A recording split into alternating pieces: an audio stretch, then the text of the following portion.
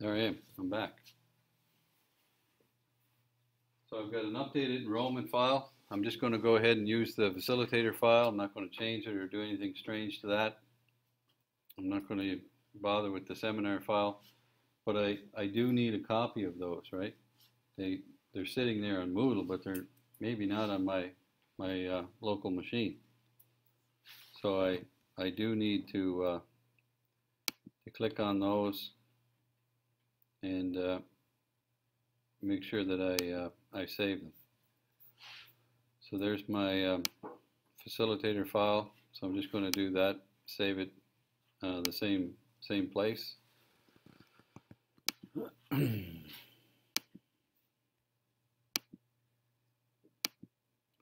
Again on my desktop, so I know where it is. So that one's saved.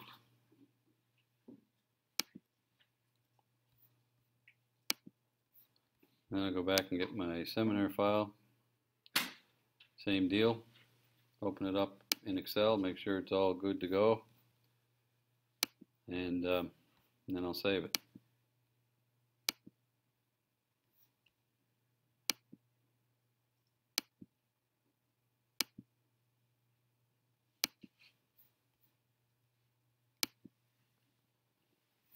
Okay, so I got the 3 files I need.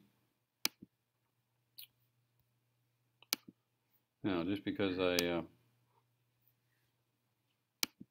saved them doesn't mean they're actually there. So I'd feel more comfortable when I actually went back and said, "Oh yeah, there they are." Right? There's the 3 files there that I just saved in my desktop: enrollment, facilitator, and seminar. So that should be good to go. So now we fire up Microsoft Access. It's just a matter of clicking on it, and this is what you get. A lot of times people see this and they run the other way. They say, "What the heck is that all about?" Well, it's like anything else. Do you want to open a file that already exists, or do you want to just start with a blank file? That's in this case, we just want to start with a blank database.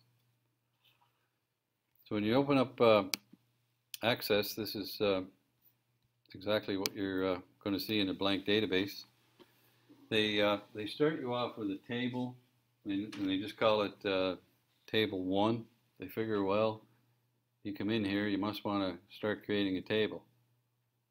Well, yes, we do, but we don't want to call it Table 1, and I don't want to start typing in things that I don't know what I'm doing. So I'm actually going to close that, and it goes away. So we don't have it on the screen. We don't have to worry about it anymore. So what we are going to do then is we're going to bring in external data. And you'll notice, one thing you'll notice about Access, and I was talking to somebody this afternoon about this, is that it's really pretty easy to operate if you compare it to Word, even if you compare it to PowerPoint. There's less going on up here, you know. You only have 4 things, and the ribbons aren't jam-packed with icons either. You know, there's really not a whole lot going on in the menu. So the external data that I have is in Excel, right? So there it is, Excel. So now it's going to ask me some questions. There's the phrase that I put in the project, right? It says import the source data into a new table in the current database. That's what it actually says. But now I got to go looking for the file, right? So I just browse, and I go to my desktop.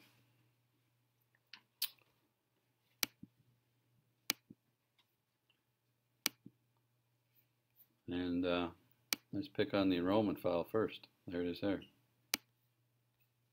There's my enrollment file. Window's kind of too wide. There it is there. So I'll open that, and now it's in the box there. It says that it's going to bring in enrollment.xlsx. That's fine. It says there's your data. Does the first row contain the headings? Yes, it does. Good guess, right? It does contain headings. and next. And then it's saying, now is probably a good time to change your column names and the type of columns and whether they're indexed or not and all that wonderful stuff. Yeah, it probably would be if we knew what all that was about, wouldn't it? But we are not sure what that's about, so we're just going to click next. That's the simple answer. And one thing we do have to choose, though, is the primary key.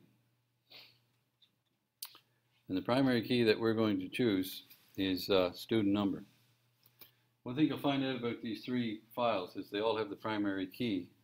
The most important column is the first one. So they all have student number, and that student number hopefully is different for each one. And it may not be, right? But let's hope it is. If not, we can always change it. Okay, next. And you want to call it enrollment. Yeah, that's fine. We'll just finish.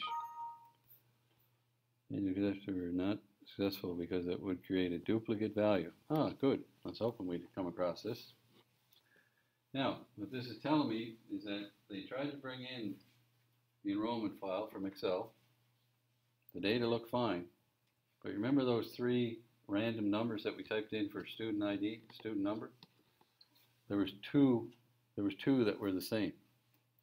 In order for that to be a primary key, they have to be different. Same as you. Your student ID number is unique to you.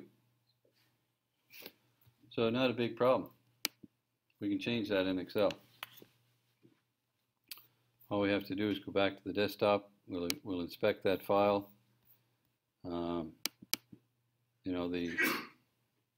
The problem was foreseeable because we let the people registering on the web page type in any three numbers they wanted, right? And you see what happened. We got 2, 3, 4, 8, 9, 7, and 6, 7, 5. Somewhere there's a duplicate, and I think it's 2, 3, 4. I think I put that in, yeah, 2, 3, 4. You see that this person has a student number of 2, 3, 4. That means this person can have a student number of 2, 3, 4. So we just change it. These numbers don't really mean anything other than each student has to have a different number. So I'm just going to put in 444. And I'll save that. And you might run into the same problem when you're collecting data off your website. You might run into exactly the same problem. Okay. So let me just do that. Even if the import worked, I'm just going to delete it and go through that process again. Does it automatically update in the file? No, the files aren't linked. Okay. So what it did was it brought that data in and allowed that number to be duplicated. And I don't want that to occur. So let's go back and get the new copy that I just put out there. This one here, enrollment. And this will be the only one that gives you grief, right? And the grief comes from the fact that you let people on the web pick their own student number, and chances are they're going to pick the same number as somebody else. Now we could get around that if we wrote code, but we're not going to do that. That'll be another course. And let's hope it works this time. So we choose the primary key will be student number. And you want to call it that? Yeah. Finish. We're good to go this time. And then we have no problem.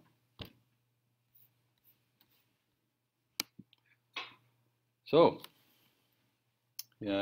what have you got? Well, you won't see what you've got until you double click over here. And there you go. That's what you've done so far. You've brought in columns and rows from the Excel, and it looks like Excel, right? It still looks like columns and rows. Really, what have we done? Not a whole lot, really. We just transferring data around from one place to another. But we would do the same thing with the other two files, right? We just bring them in the same way. We browse. We find the, it doesn't matter which one you bring in first. Facilitator's fine. And we run it through the same procedure. Tell it that the first row is titles. And that we don't want to fool around with the data types right now. And that we do have a primary key. And that's facilitator ID. At least we know these will all be different. And there's our facilitator file. We bring in the last one, which is seminar.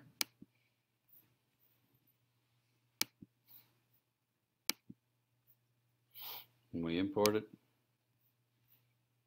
And it's starting to learn, right? It knows the answer to that question. It's getting smarter. And it still hasn't learned the answer to this question. And we're finished. There. So you got your three tables, and in Access we don't call them sheets. We call them tables. And there's your three tables. Now I've got three tabs, right? There's my seminar, there's my facilitators, and there's my enrollment of students. Another thing in Access, if you want to close these, there's an inner X as well as an outer X. If you press the outer X, that'll close the whole program. The inner X will close the tabs, right? That's how you close your tabs and get back to a blank workspace. The other thing you notice about Excel is all of your assets, you know, all of the things that you've done, all the things that you've created are down the left-hand side. So right now I've created three tables. When you create your reports, when you create your queries, when you create your forms, they'll all be listed down that left-hand side where that white space is. So it's very visual. You know, it really is. Very visual.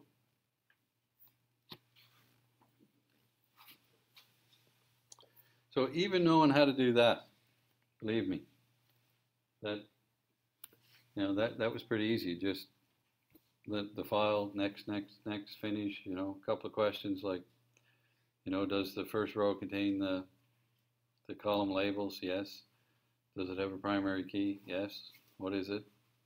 It's a student ID. Next. Knowing how to do that. Not everybody knows how to do that. Not everybody knows you can do that.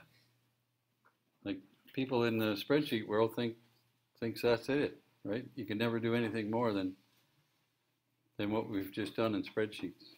They don't even know this exists. You know, that's the truth. Yeah. So we've done a lot, but I don't want to go too far with it without going over some of the basics first, because if I get in